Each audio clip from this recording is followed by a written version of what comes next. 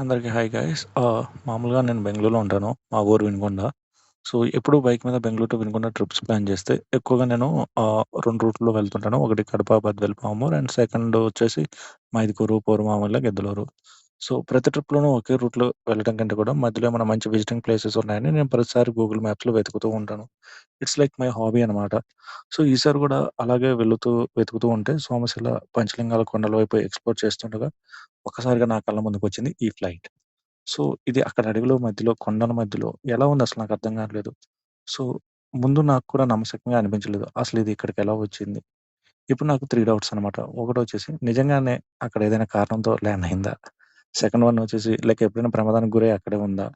లేదా Google maps aerial views కోసం తీసిన ఇమేజెస్‌లో ఆ టైంలో అక్కడేమన్నా ఫ్లై అవుతూ ఉందా? సో, ఏది నిజమో నాకు తెలీదు. కానీ అడవి మధ్యలో ఒక ఫుల్ ఫ్లైట్ కనిపించడం మాత్రం నిజంగా షాకింగ్‌గా అనిపించింది. ఈ ప్లేస్ గురించి, దీని వెనకున్న అసలు స్టోరీ గురించి మీకేమన్నా తెలిస్తే కామెంట్స్‌లో చెప్పండి. అండ్ మిస్ అవ్వకుండా మీరు కూడా చూసేయండి.